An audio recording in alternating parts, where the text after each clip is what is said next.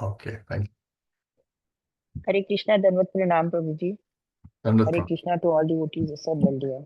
Hare Krishna, Dandavat Pranam to all devotees. We will start now.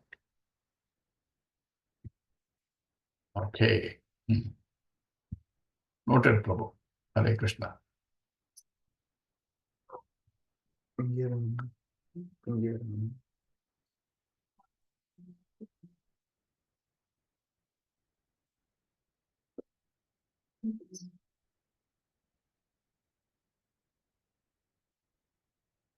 Jaya Radha Madhava Kunda Bihari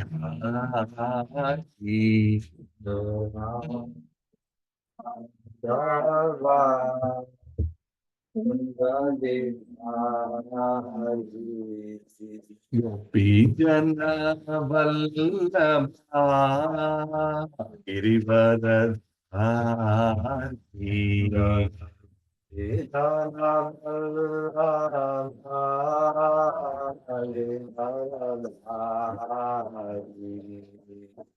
Yeshodanandana Bhaja Jana Ranjana Yeshodanandana Bhaja Jana Yeshodanandana Bhaja Jana Ranjana Yeshodanandana Bhaja Jana Yamuna Tira Vanachari Yamuna Tira Vanachari Yamuna Tira Vanachari Yamuna Tira Vanachari Jaya Radha Madhava Kunja Bihari Jaya Radha Madhava Kunja Bihari Gopi Jana Vallabha Girivardhari Gopi Jana Vallabha Girivardhari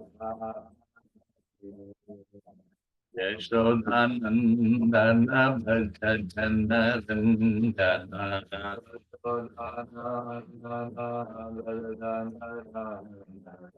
Yamuna Tira Vanachari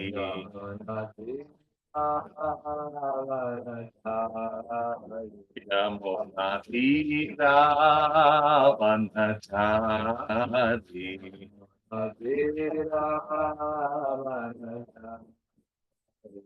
Hare Krishna, Hare Krishna, Krishna Krishna, Hare Hare, Hare Rama, Hare Rama, Rama Rama, Hare Hare, Hare Krishna, Hare Krishna, Krishna Krishna, Hare Hare. Hare Rama, Hare Rama, Rama Rama, Hare Hare. Hare Krishna, Hare Krishna, Krishna Krishna, Hare Hare. Hare Rama, Hare Rama, Rama Rama, Hare Hare. Hare Krishna, Hare Krishna, Krishna Krishna, Hare Hare. Hare Rama, Hare Rama, Rama Rama, Hare Hare. Hare Krishna, Krishna Krishna, Hare Hare, Hare Hare Ram, Ram Ram, Hare Hare. Hare Krishna, Krishna Krishna, Hare Hare Ram, Ram Ram, Hare Hare Krishna, Krishna Krishna, Hare Hare, Hare Ram, Ram Ram, Hare Hare, Hare Krishna. Krishna, Krishna Krishna, Hare Hare Hare Ram, Ram Ram, Hare Hare Krishna, Hare Krishna, Krishna Krishna, Hare Hare, Hare Rama, Hare Rama, Rama Rama, Hare Hare, Hare Krishna. Hare Krishna, Krishna Hare Hare, Hare Rama, Hare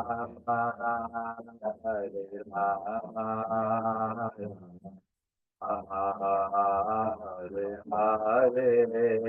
Hare Krishna, Hare Krishna, Krishna Krishna, Hare Hare, Hare Rama, Hare Rama, Rama Rama, Hare Hare, Hare Krishna. Krishna, Hare Krishna, Krishna Krishna, Hare Hare Rama, Hare Rama, Rama Hare Jaya Jagannatha Baladeva Yashobhadra Jaya Sudarshana. Jaya Madhava, Jaya Madhava Deva, Vidura, Jaya Sudarshana. Jaya Gaurangi Bengalurishvara Gaurangi Bengalurishvara Gaurangi. Jaya Bhagavatam, Jaya Krishna, Bhagavatam, Krishna Bhagavatam. Jaya Nitai Chaitanya Jaya Nitai Chaitanya Nitai Chaitanya Jaya Nitai Chaitanya. Jai Chaitanya, Jaya Jai Chaitanya, Jai Chaitanya, Jai Chaitanya. Jaya Jaya Prabhupada Prabhupada Prabhupada Jaya Jaya Prabhupada. Jaya Jaya Prabhupada, Prabhupada, Prabhupada, Jaya Jaya Prabhupada. जय वो विष्णुपाद परमहंस परिव्रजकाचार्य अष्टोत्तर सरश्री श्री मध्व चरणारविंद भक्ति वेदांत स्वामी श्रील प्रभुपाद की जय। जय वो विष्णुपाद परमहंस परिव्रजकाचार्य अष्टोत्तर सरश्री श्रीमद् भक्ति सिद्धांत सरस्वती गोस्वामी महाराज श्रील प्रभुपाद की जय। अनंत कोटि वैष्णव वृंद की जय। नामाचार्य श्री हरिदास ठाकुर की जय। प्रेम से कहो श्री कृष्ण चैतन्य प्रभु नित्यानंदा श्री अद्वैत गदाधर श्रीवासादि गौरभक्त वृंद की जय। श्री श्री राधा कृष्ण गोप गोपीनाथ श्याम कुंड राधा कुंड गिरि गोवर्धन की जय। ब्रजभूमि श्री वृंदावन धाम की जय। मायापुर श्री नवद्वीप धाम की जय। मथुरा धाम की जय। द्वारका धाम की जय। गंगा माई की जय। यमुना माई की जय। भक्ति देवी की जय। तुलसी महारानी की जय। गौर तमवेत गौरभक्त वृंद की जय। गौरभक्त प्रेमानंदे हरि हरि बोल। All glories to the assembled devotees, Hare Krishna. All glories to the assembled devotees, Hare Krishna. All glories to the assembled devotees, Hare Krishna. All glories, all glories, all glories to Sri Guru and Sri Gauranga. Jai Srila Prabhupada. Om Namo Bhagavate Vasudevaya. Om Namo Bhagavate Vasudevaya. Bhagavate Vasudevaya. Om Namo Bhagavate Vasudevaya. Bhagavate Vasudevaya. Narayanam Namaskritya Naram Chaiva Narottamam Jaiva Narottamam. Devim Saraswatim Vyasam Devim Saraswati Vyasam. Tato Jayamudiraye Tato Jayamudiraye. Nashtaprayeshu Abhadreshu Nishtaprayeshu Bhadreshu. Nityam Bhagavata Sevaya Nityam Bhagavata Sevaya. Bhagavati Uttama Shloke Bhagavati Ruttama Shloke. Bhaktir Bhavati Naishtaki Bhaktir Bhavati Naistiki. Hari Om Tat Sat. So Hare Krishna devotees, welcome for today's morning Srimad Bhagavatam class of ISKCON Seshadripuram's Srivasangan outpost. So today we will be discussing Srimad Bhagavatam, 4th canto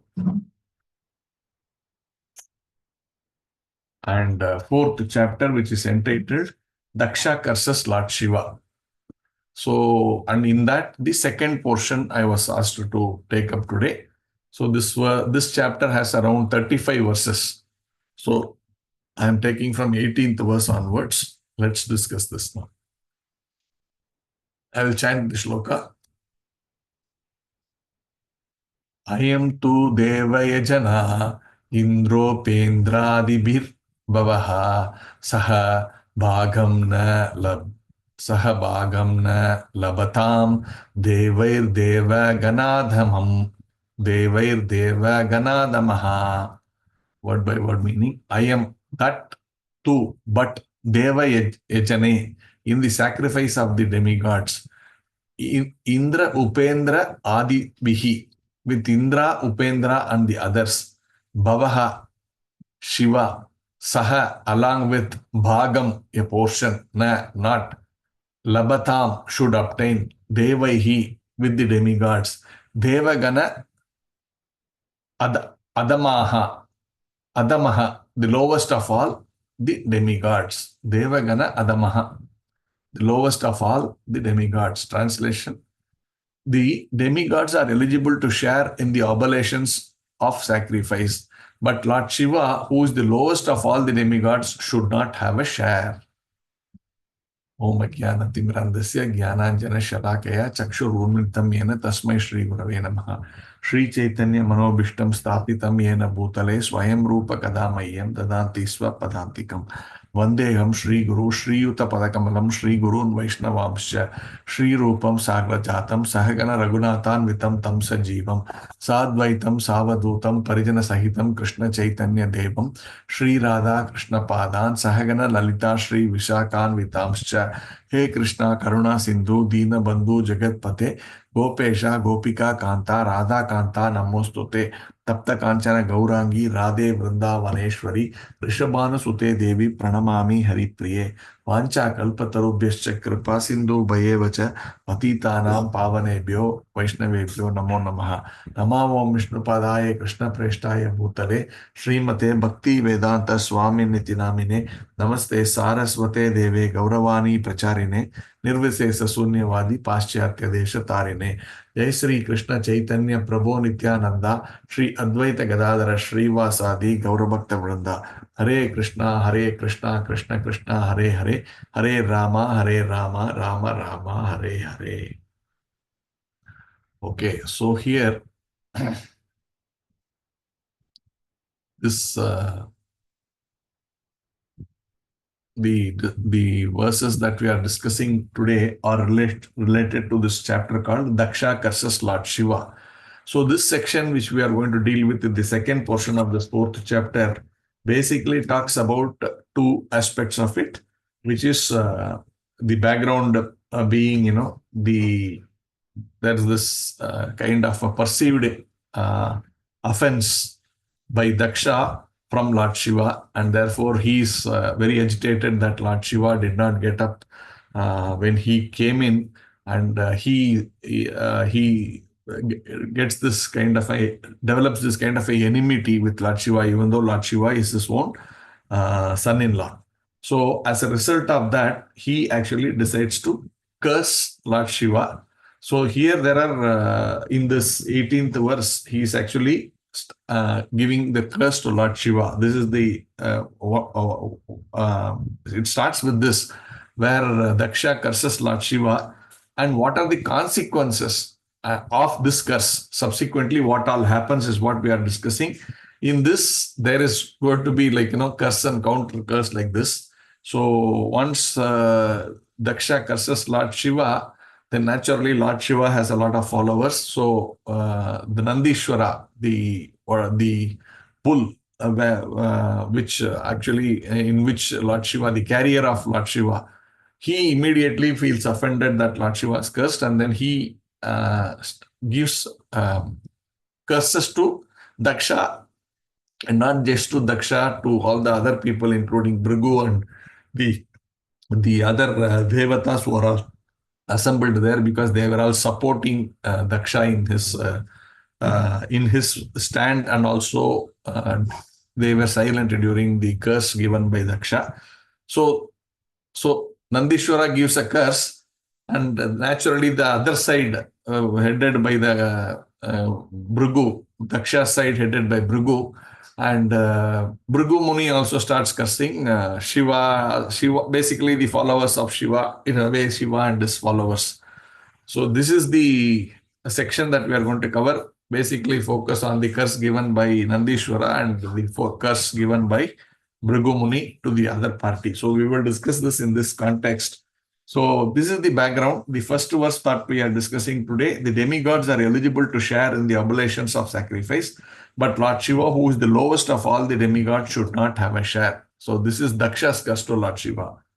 Oh, sad that, one should stoop down to such a level. That is what, maybe a lot of things to learn from these, what do you call these pastimes?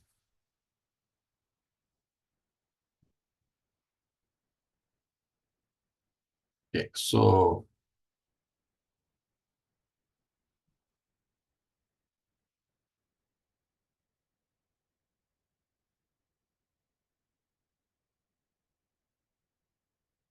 okay, so now, so actually for this verse, Vishwanatha Chakravarti, Sri Vishwanatha Chakravarti Thakura gives his commentary on, how this curse is actually helping Lord Shiva.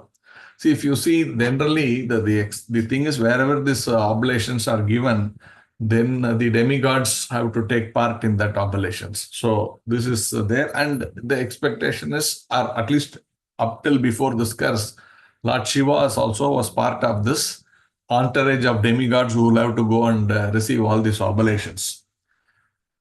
So we all know Lord Shiva is actually very, very elevated personality, and he's one of the topmost Vaishnavas. Vaishnavanam Yata Sambhu. So he's one of the, or rather the topmost Vaishnava, and he having to get into all these, these oblations and sit with all these demigods. These demigods, if you really see, not to belittle them, but when you go very deeply to the ultimate point, there is this kind of a materialistic kind of a attitude. So demigods, right from, you can talk of everyone, starting from, to some extent, even Lord Brahma to the Indrakopa, or it says to the lowest of the living being. Everyone is engaged in a kind of a sense gratification, or sense gratification necessarily need not be only bodily sense gratification. A lot of it will also have to do with the mind and the intelligence. So even at the level of Brahma, the kind of thing that, oh, I am so great, that is also sense gratification in a way that, almost is like God, almost like, you don't really, it's very difficult to distinguish. Brahma is so capable doing so many things that, he creates so many things and everything is under his control. So you get that little bit of all of us, right? In the small thing we do, we feel so, oh, I'm such a great personality. That sense of pride, the sense of arrogance, the sense of me and mine comes in. And therefore, Brahma, when such a huge, we are all minute dust in the compared to the capability of Lord Brahma, such a great personality. So in him also, because of such great qualities, great capabilities, a little bit of it comes, very, very small, minute, maybe very, very, very minute, but still it is there. You can't deny that. And therefore, that materialistic attitude is there right from Brahma, what to speak about Indra, Chandra, and all the other demigods. So all of them have this kind of materialistic attitude, and Lord Shiva was supposed to be part of this entourage in normal course of time. So this Bhrigu again, see, Bhrigu's curse is to belittle Lord Shiva, to say, okay, you cannot take part. Like, if there is a group of senior persons, if you remove one senior person and say you are not supposed to be there, then it's a kind of a punishment. He feels, oh, my ego is hurt. I'm not supposed to be in that elite group of people like that. So Daksha's mind is more materialistic, to say, oh, position, power, oh, you remove the power of Lord Shiva to be in that, let him be lower down below the demigods. That kind of a materialistic kind of a thing. But Lord Shiva doesn't care, right? He is a pure devotee, and he, in a way, it saves him from all this unnecessary going to all this, wherever these yajnas are given, associating with these people, taking those, whatever they give in the offering. And then, this kind of role he's been relieved in that sense. And he is a perfect yogi. He is all the time meditating on Lord Krishna. So that way he is protected by not having to be associating with the demigods. So that is how Sri Vishwanatha Chakravarti gives commentary on this particular interpretation of this particular verse. That's how sometimes we should always look at there is material world is always full of distress and all the kind of problems that we face. But if we have to only take it from that perspective, the life is always very miserable. Our attitude becomes very negative. We are always saddened. We always feel deprived. We always think, some injustice has been done to us while everybody else is so happy in their life and all that. But how do we look at that as in a way to reconcile, to feel more comfortable in that situation and say, this is actually good for me, right? Sometimes some negative things happens to us. It may be a blessing in disguise. Are we able to see the other side of it, like that? Because each one of us, if we are punished or if we are given a reward, there's a purpose behind it, and there's this hand of the Lord, and nothing happens in this world without his sanction. Therefore, we should be able to surrender in that manner that, okay, I have got this has happened to me, and there is a larger purpose why it has happened to me, and how I can use this experience to improve myself, right?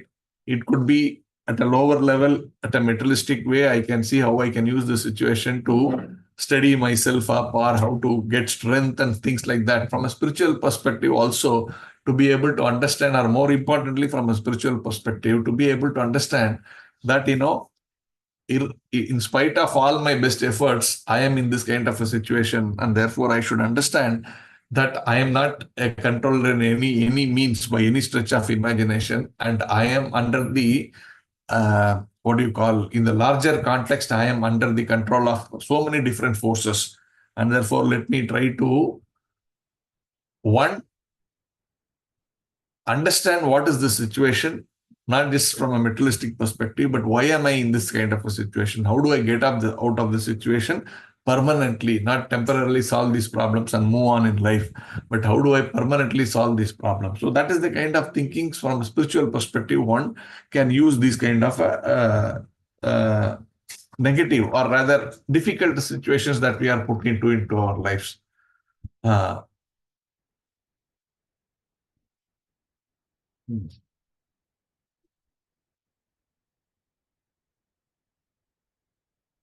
Prabhupada also gives an example that, this, because if you are in the limelight, just like Lord Shiva, you are always disturbed, right? You are going to different places. People are keeping on asking you for so many boons, and you have to associate with them. Their mentality can come to us. So he is giving an example of Gaurakishwara Babaji from our own parampara, where he is the spiritual master of Bhakti Siddhanta Saraswati Goswami Maharaj. That is spiritual master of Srila Prabhupada. So he is Prabhupada's grand spiritual master. Gaurakishora Babaji. So he is a very powerful person in terms of his devotion, and as a result, most of the time he is disturbed by many of these materialistic people who come to him and say, Swamiji, please bless me, I want to get this, I want to get that. So he was always disturbed and he did not like this. If people are coming to understand spirituality, to progress in spiritual life, that is okay. But people keep coming, trying to take association to get material benefits from his blessings. So he used to go and sit near the latrine. Because, normally public toilets, if you see, we can't even enter inside. There's so much stench coming out of it.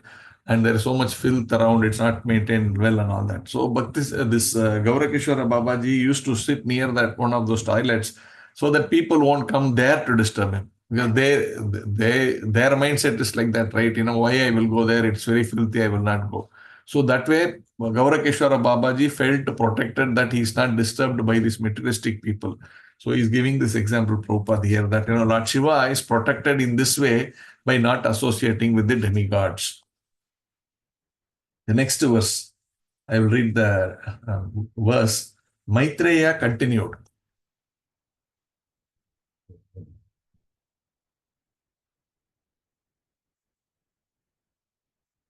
Maitreya continued. My dear Vidura, in spite of the request of all the members of the sacrificial assembly, Daksha, in great anger, cursed Lord Shiva and then left the assembly and went back to his home. So here, how anger can really put people in such a miserable state is discussed here. See, this is the assembly of the greatest who's who of all the entire universe. Now, all the demigods are there. Lord Brahma is personally present there. Of course, Lord Shiva is also there, but Daksha doesn't seem to think great of Shiva. That's different. But he is also present there. But here is a man out of haughtiness, out of such pride, such audacity. He curses Lord Shiva himself and then he goes. So that's why Prabhupada is saying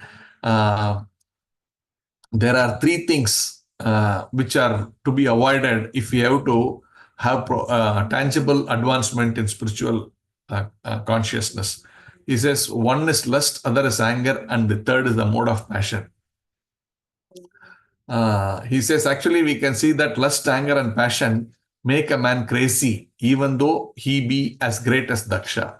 This crazy is, if you see second chapter of Bhagavad Gita, I forget the verse. It says, out of Kama Yesha, Krodha Yesha, like that, there's one verse. So the point there is, because of our lust, we develop anger, and anger leads to dissolution, and because of dissolution, madness arises. So this is the sequence current. If you have the phone, you can call it. The power has gone here, electricity. I'm hoping the battery doesn't dry out. So anyway, I will. Okay, so this lust, anger, and the lust develops anger. Anger leads to disillusionment, and because of disillusionment, it finally leads to madness. So here, not even such great personalities as Daksha is exempted from this kind of a process. Like anyone who becomes lusty, he naturally has to get angry, and because he gets angry, he gets into delusion. Practically, if you see, so many times we see, right, when we are really angry and shouting, we sometimes don't know what we are saying. Right? We lose our own control, however great you are. That is why it says you fall into illusion. And because of that illusion, it leads to madness. You are so mad with rage, they say, like that. So that happens. So this is this process is